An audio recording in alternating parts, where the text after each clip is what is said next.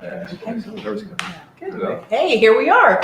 We are live. I'm Suzanne Lynn with Dr. Chuck Reinertson, and this is Lifetime Dental and Your Filthy Mouth, and we're coming live to you because we have important things to say. Well, he does anyway. He's got important stuff to talk about. Oh, we all do. But, well, let's first talk about the fact that February is, I'm going to get this wrong, National Children's Dental Health Month. Yep. And it's a great opportunity. I mean, we want to make every day, you know, a great day for our kids to brush their teeth and have a healthy mouth, but it seems like it's a special month for us to remember. Sometimes we need those little reminders along the way, and February's a good month to do it.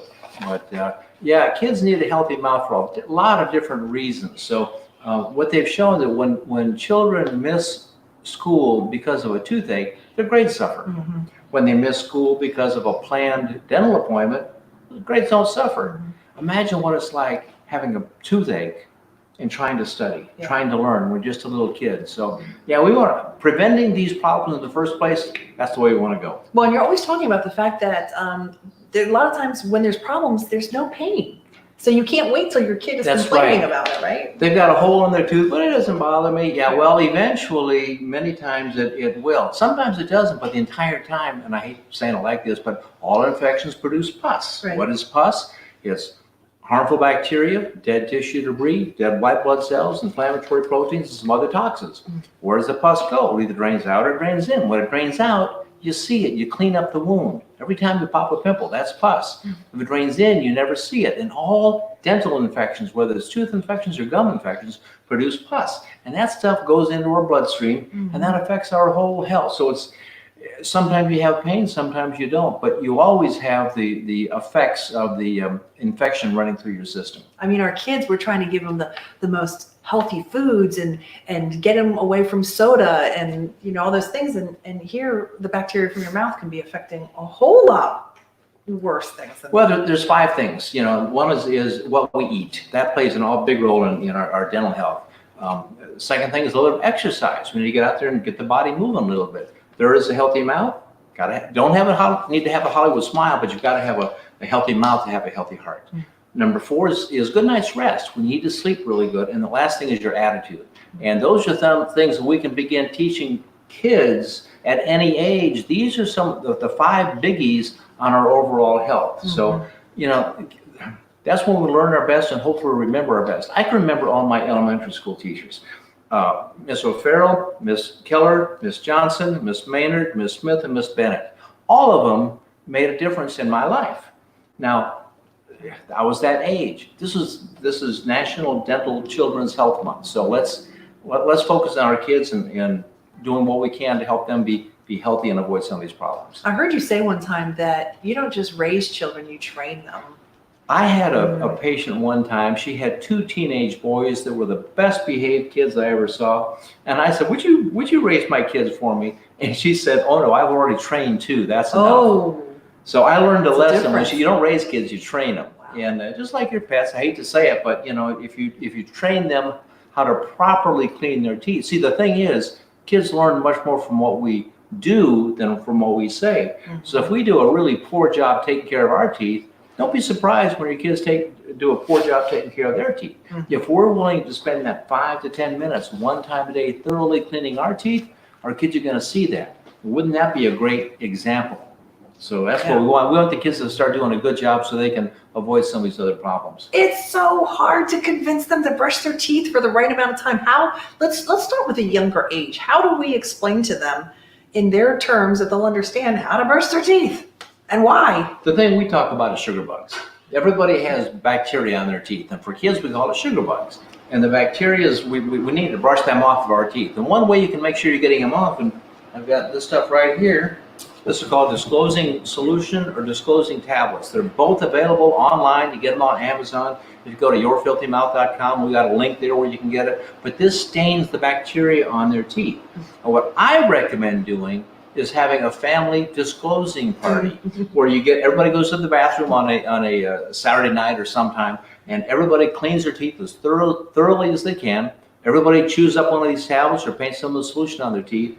You look in each other's mouth, and whoever has the least amount of bacteria on their teeth gets some kind of prize. It can be a cash prize. It can be a computer game. It can be, if there's no kids and it's adults in there, it could be, okay, I'll do the dishes for the next month if you got less bacteria than I do. I like that. Okay, so, but for kids, we talk about sugar bugs. And the reason you want to get those sugar bugs off is if you don't, when you're sleeping, they go poop all over your teeth.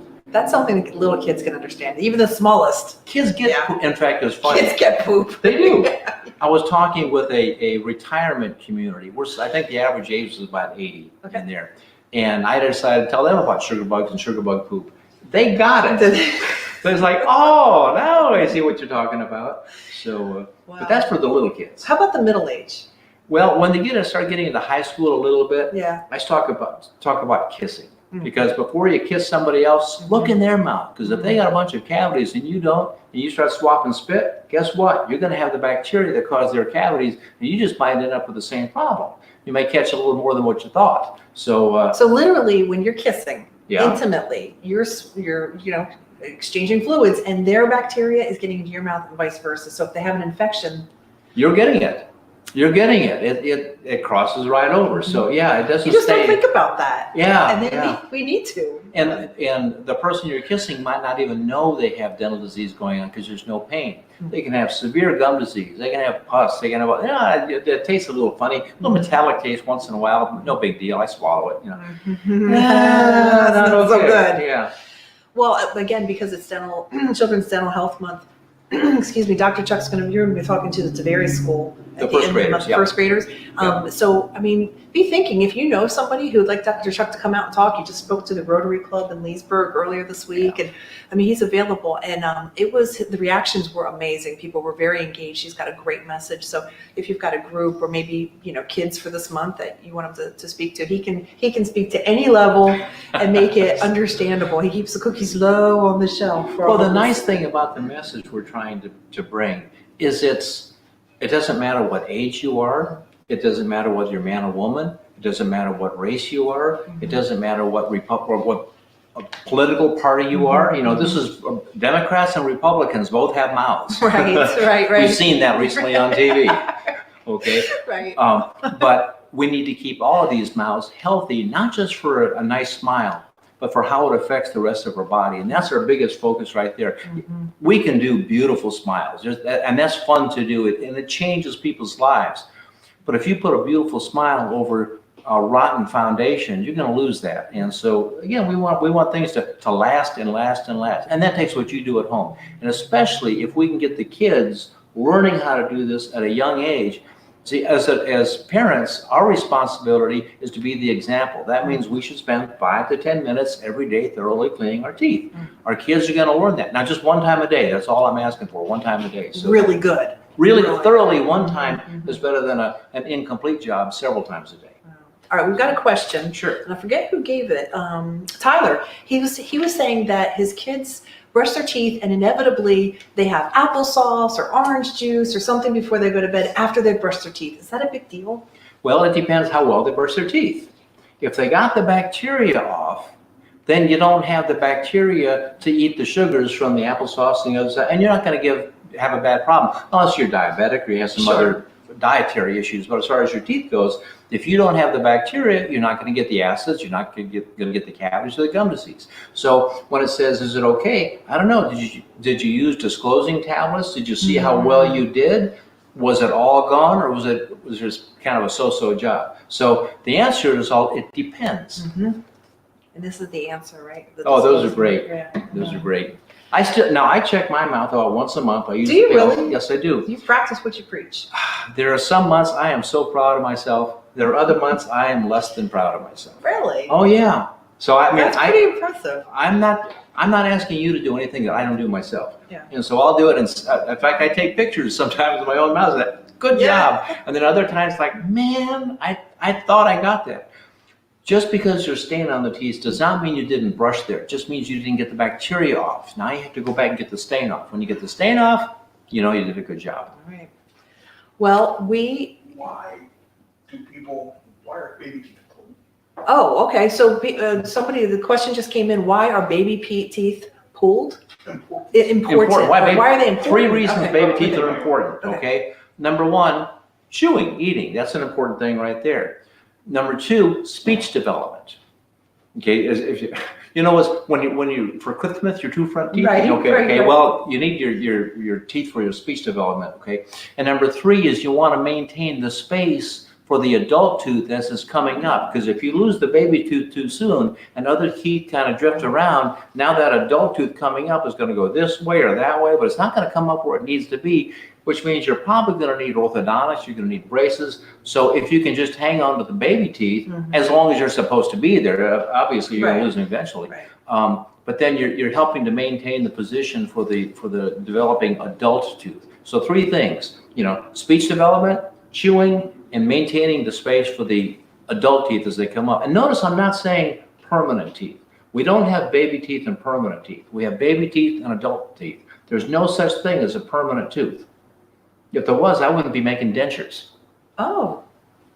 Okay? There's that no makes such sense. thing as a permanent tooth. So when the Wow. teacher asks them, how many permanent teeth do you have? 0. I like, raise your hand and say, my crazy dentist says there's no such thing as a permanent tooth. You have baby teeth and adult teeth. You have 32 adult teeth, ideally, but when you take out your wisdom teeth, down to 28. All right.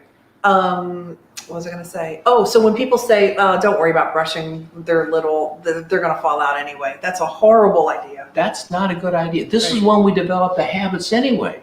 So if we can develop the habits starting on, you've got training wheels, okay? You've got the baby teeth. Let's learn how to do a really good job. I'm not asking the little kids to floss in there until they get to be about 6 or 7 or 8 years old, because they're not going to do it anyway. They can play with it. There's nothing wrong with doing that. But to be really good at it takes a little bit of dexterity on that. So they got to be, 6, 7, 8 years old. Okay, I'm going to say something. I'm going to have Dr. Chuck say something that's going to make you go, what? He did not say that. That is crazy. Whose fault is it if a child has a cavity before the age of 6? It's the parent's fault or the caregiver's fault, period, on that. Wow. The child doesn't buy the food. The child doesn't put the baby bottle in their mouth. The child doesn't clean their own teeth, not at that age. It's the adults, it's the parents, it's their responsibility. You've got to spend that time every day. We get parents in bringing their little kids, not so we can teach the little kids what to do, but so we can teach the parents what to do, so they can help avoid some of these problems. So it's training. Sometimes it's training the kids, sometimes it's training the parents. Absolutely. Yeah. Absolutely. So if somebody calls and says, I just had a baby last week, when should I bring them in for their first exam? Well, at least by the time they're 1 year old, or as soon as these baby teeth start popping through there. Because again, it's not to clean the baby's teeth. It's to make sure mom, dad, they know how to take care of the baby's teeth. Sometimes you can use a wash rag on your fingers. Sometimes they have the little things you put over your fingers to rub on the teeth. You don't always need a big toothbrush inside a little tiny mouth. Right. So whatever's appropriate. Oh my gosh, there's so much more I want to talk about. I mean, breathing and all kinds of things. We might have to roll this into next week. But I do want to just share with you that Dr. Chuck is on WQBQ every Monday between 12 and 1. And we're going to be diving more into detail about being National Dental Children's Health Month. I think I got that wrong. That's what you're right.